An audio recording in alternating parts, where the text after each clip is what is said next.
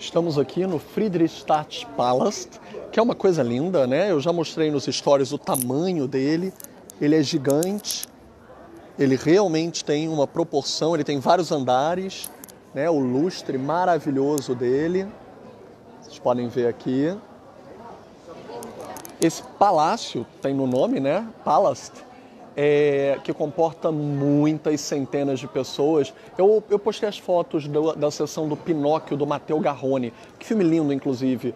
É infanto-juvenil, tá? Ele vai ser para as crianças, para os adolescentes, mas para os adultos sonharem também. É tão visualmente belo que os adultos vão ter um entretenimento inegável, podem confiar. Mas não está na competição, ele passou de maneira hors concours aqui. Ele também veio não inédito.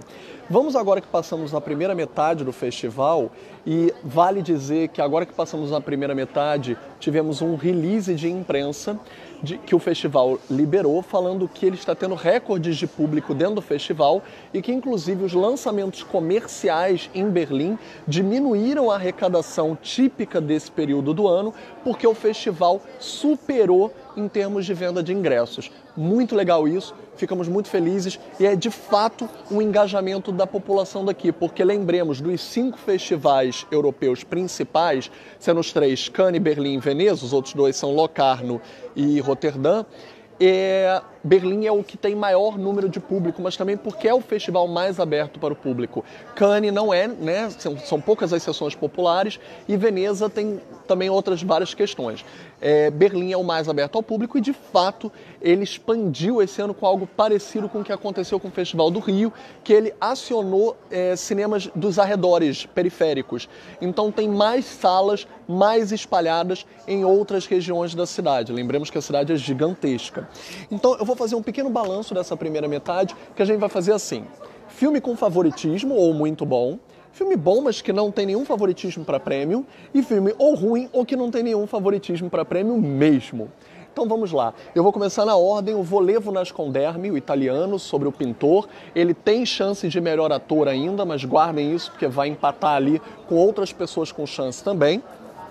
El Prófugo, de terror, guardem a Érica Rivas para atuação, apesar de que para homem tem vários que foram ovacionados na sala de sessão, na de imprensa, elogiados pelos jornalistas, mas de atrizes ainda não houve uma performance assim unânime como as os atores já tiveram abraços que deixam a corrida mais empatada. As mulheres não, as mulheres está muito disperso ainda quem deve ganhar ou não. Agora, em relação aos filmes, voltando, o El Prófugo, ele é um bom filme com algumas questões, mas ele tem poucas chances, a não ser a Érica Rivas. O Sal das Lágrimas, do Philippe Garrel, para mim é o pior filme do festival até agora, e ele de fato não parece ter nenhum tipo de favoritismo para prêmio, então ele está bem assim. O First Call, da Kelly Richard, não só é maravilhoso, ovacionado, tem chances, perde um pouco, esfriou a chance de Urso de Ouro, porque outros filmes já tiveram mais proeminentes, porém, ela ainda tem alguma chance para melhor roteiro, é uma grande possibilidade, ou talvez para grande prêmio do júri. Nós temos o Todos os Mortos brasileiro, que também teve uma recepção um pouco mista, mas ele tem alguma chance em melhor atriz. Como eu disse, não há nenhuma unanimidade nas atrizes. Aliás, como é de praxe em festivais internacionais, melhor atriz pode ser que vá para o elenco de atrizes. Isso às vezes acontece. E o Todos os Mortos leva uma vantagem de não só ter a Mayuzi, que eu venho elogiando, como tendo a Clarissa. Várias atrizes estão incríveis e tem uma chance de ganhar como melhor elenco as atrizes, que é um elenco predominantemente feminino. E Decolonialista tem algumas vantagens. Pena que não tem um prêmio específico para melhor trilha sonora. Tem melhor contribuição artística, que até poderia ir para a trilha sonora do Todos os Mortos. A questão dialética dela, que lida com várias origens culturais, tanto a descendência afro-brasileira quanto a música clássica europeia, tem várias origens dialéticas que se encontram e se complementam narrativamente nas várias origens brasileiras, que valeria o termo de contribuição artística para o Saloma Salomão. Tem o Sibéria, que é o meu favorito até agora, do Abel Ferrara. Ele pode diminuir um pouco as chances em relação ao Urso de Ouro, mas ele teria muitas chances de tipo um grande prêmio do júri ou melhor direção, porque a montagem dele é realmente brilhante, é uma exímia montagem. O Abel tem um controle extremo da insolitude dessa metafísica do espaço, né, que vai da neve para o deserto, para a floresta, para a casa. Nós temos o Schwesterlein, My Little Sister, Minha Pequena Irmã, que apesar de ter a Nina Ross, que é uma excelente atriz, muito querida aqui, é um filme muito mediano para fraco, não tem chance nenhuma de ganhar algum prêmio, mesmo tendo a Nina Ross. Mas olha, é um filme mesmo assim que tem um apelo comercial muito grande, eu acho que daria muito certo no circuito brasileiro, tá? É um filme de entretenimento, ok, na medida, você vai para escapismo, mas é o típico filme que faria sucesso no Estação, no Espaço Itaú, no Rio, em São Paulo. E fora também, pelo amor de Deus, não quis prender a região sudeste, mas é difícil distribuir alguns filmes para fora, a gente sabe que nem todo o Brasil compra. Never, Rarely, Sometimes, Always, que é um outro favorito. A Elisa já dirigiu filmes como Beach Rats, ela é uma excelente diretora do cenário independente, porém o filme não é totalmente inédito, ele já tinha estreado em Sundance, ganhou prêmio em Sundance, isso diminui as chances dele para o Urso, em termos estratégicos, né, políticos, de não dar prêmio para um filme já premiado em outro festival, mas mantém para ela como direção, talvez, ou um prêmio do júri e etc. Mas é um excelente filme, eu vi hoje, eu não tinha conseguido ver no dia, eu vi hoje, é um excelente filme. E o título, Never, Rarely, Sometimes, Always, nunca, raramente, às vezes, sempre, vai ganhar um outro significado quando você vê o filme. Eu não vou nem dizer, tá? Parece assim estranho, né? Como ele fala de aborto e de relações abusivas, de assédio, etc., nunca, às vezes, nunca, raramente, às vezes, sempre, de fato, parece metaforicamente dizer que as mulheres, às vezes, sempre são assediadas, por exemplo, ou nunca, raramente, porque nunca é raro esse tipo de coisa acontecer. Essa é a metáfora básica do título.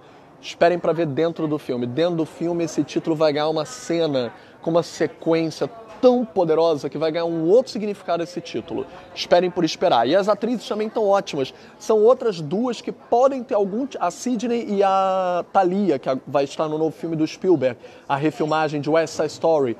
São duas atrizes que também têm chance, por exemplo, de dividir melhor atriz, tipo Todos os Mortos. Porque como não teve nenhuma atuação feminina assim ovacionada até agora, tipo unânime, tem uma chance aí de ganhar melhor elenco feminino como melhor atriz. Existe uma chance. Mas eu vou falar sobre um ponto fora da curva. Temos também o Down Natasha, que vai estrear ainda agora, de noite, então eu ainda não posso falar dele, mas essa é a atriz que a gente tem que ficar de olho, que pode ganhar o prêmio de maneira individual. Ela está muito bem, ok, a gente não vai falar dele, mas assim, é bem discutível a questão. É um filme bastante sádico, então vamos guardar. Quando a gente puder falar melhor dele, a gente só pode falar primeiras impressões, a gente explica melhor por que ela tem chances e ao mesmo tempo não tem, por causa das polêmicas do filme. Berlim, Alexanderplatz, que é a nova adaptação do grande livro homônimo, que já foi levado em uma produção audiovisual por uma minissérie de mais de 10 horas, 13 horas, do Fassbinder, que é uma das maiores obras-primas dele, né, o conjunto dessas 13 horas. E agora é um filme de 3 horas comercial, mas agora eu posso falar dele, porque já passou do horário, ele já foi exibido comercialmente ainda agora. E é um filme que plasticamente um primor. E a atuação dos dois protagonistas, né, o protagonista e o antagonista, que meio que se afraternizam como Caim e Abel, o personagem imigrante que vem da Guiné-Bissau. A gente conhece o ator, que é um ator maravilhoso, o Velket, que já atuou, por exemplo, em Corpo Elétrico no Brasil, já atuou em... Peraí que eu vou lembrar agora outro filme que ele também atuou no Brasil. E ele fala português, né? Não só na Guiné-Bissau, ele também passou a morar em Portugal. E trabalhou já em vários filmes nossos, e esse é o primeiro protagonismo dele num filme europeu de grande porte.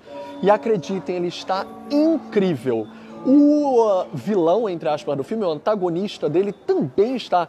Eles têm um jogo de cena muito interessante que um aumenta o outro. Eles têm maneirismos de corpos, de expressão, que eu não posso falar muito, não por causa de embargo, que caiu o embargo, mas por causa de spoiler. Mas que um vai espelhando os maneirismos corporais um do outro. Quase como se fosse uma fixação, uma obsessão, uma disputa ao mesmo tempo. Um odeia o outro e um ama o outro, um quer ser o outro. Às vezes um quer devorar o outro no sentido meio sexual não binário. E às vezes também violento, né? Agressivo, de devorar em termos de aniquilar o outro, em termos de consumir o outro. Então, assim, é um filme bastante complexo, interessante. É um épico contemporâneo, ele é dividido em 5 capítulos pelas 3 horas. Eu acho os 2 primeiros brilhantes, acho o terceiro, que muda a chave narrativa, interessante por mudar. Eu preferia que tivesse ido para outra chave, mas eu entendo a chave para qual leva. Não gosto do 4º capítulo.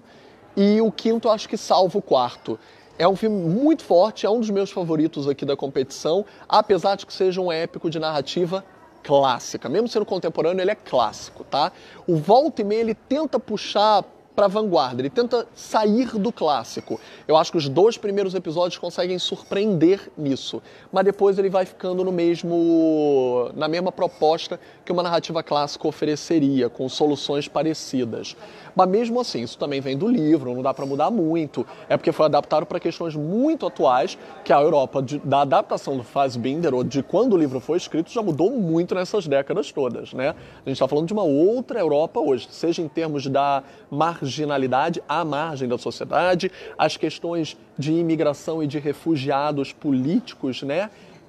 Étnico-raciais também, isso evoluiu muito para uma linguagem decolonialista moderna. Tem algumas frases que parecem retiradas diretamente de Pele Negra, Máscara Branca, do Frantz Fanon. Eu até perguntei isso para o diretor, ele falou que era uma complexidade, que houve pesquisa, mas que ele não poderia precisar, o que poderia ter uma referência direta ou não, apesar de que o autor, o ator, o Valquette, ele falou que muito que ele pesquisou está ali numa catarse diluída, mas que ele quis representar todo esse cosmos de decolonização. E realmente é um filme que se resolve, apesar das minhas ressalvas que eu fiz, principalmente do 4º capítulo. Mas longo e te prende, hipnótico.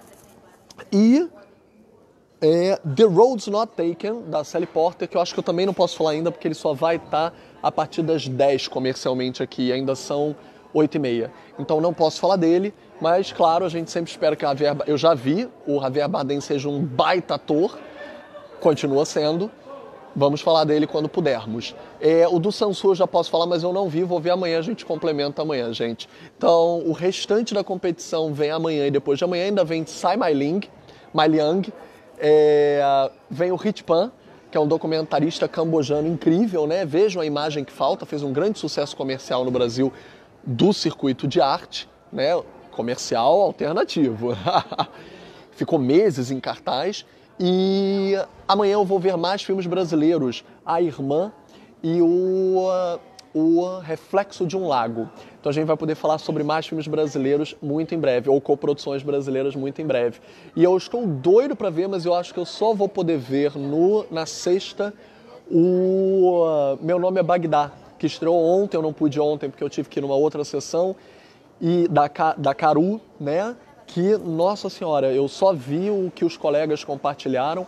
Foi aquela ovação que a gente esperava de um filme brasileiro até agora, e que todos tiveram recepções muito positivas, mas não como esta que disse, e eu vi as stories da Flávia Guerra, por exemplo, que durou todos os créditos finais, acabou o filme, continuou a se aplaudir. Eu acho que é a joia rara que estava faltando reconhecer nesse festival, apesar de lembrar, existirem filmes e ousadias outras tão brilhantes quanto, provavelmente, eu ainda vou ver O Meu Nome é Bagdá, mas que entram em searas mais complexas de receptividade, que não se pode dizer que vão ter unanimidade por causa de sua complexidade, como Vento Seco, que é o meu favorito brasileiro até agora. Eu ainda não vi Meu Nome é Bagdá, mas o Vento Seco do Daniel Nolasco com certeza cai no meu favoritismo. Recai, né? Está encaixadíssimo como um filme de vanguarda, de linguagem. E eu não mencionei na live dele, né? Mas as atuações se complementam com a trilha sonora também, parecido com o que eu disse do Todos os Mortos, é uma trilha sonora dialética. Os personagens eles lidam com o desejo e a proibição do desejo, então ele ouve muito Love Songs Are Back Again. Qual é a rádio? É a Antena 1 Light FM? Então ele se tortura porque essa rádio ela costuma ter dedicatórias de casais heterossexuais, cisgêneros, binários, e não se tem a liberdade de ter uma outra narrativa. Então quando ele ouve músicas que ele até ama, que ele gosta, estão na trilha do filme, são as músicas que o proíbem de existir. Enquanto que a música eletrônica, a música do sintetizador, entra como se fosse um suspense, um thriller da década de 80, algo bem John Carpenter, né, que escreve muitas das suas próprias trilhas em sintetizador. Muito pelo contrário, né, uma música que estaria mais ligada ao horror psicológico, à proibição. A Antena 1 Light FM é a proibição e a música techno do sintetizador é a libertação dele dentro dos pesadelos. Imagina, os pesadelos são a libertação dele. Mesmo que ele sofra, ele se liberta através deles. Então, e ele até isso é um discurso bem elegante, bem complexo, que vai se falar sobre, mesmo na rejeição, mesmo na proibição, conseguir se realizar através de se ter alguma intimidade na repulsa. É bem complexo isso, psicologicamente tem várias camadas, não estamos dizendo para ninguém rejeitar ninguém para conseguir intimidade, não é isso. Mas é uma questão sobre desenvolver uma proximidade quando você só lhe resta a alternativa ser o proibido, ser o freak, ser a aberração segundo o olhar dos outros. Então nessa aberração eu chamarei a minha atenção, eu irei conquistar o meu espaço, eu irei chocar e ao chocar eu irei lhe tocar. Então, muito complexo, muito interessante esse pensamento e essas sensações do Vento Seco do Daniel Nolasco. Então, essas são algumas das observações como balanço. Amanhã a gente volta com mais e vou tentar ter um lugar novo para a gente fazer a live, para além do maravilhoso Friedrichstadt Palast. Valeu, gente. Fica aí com o ursinho.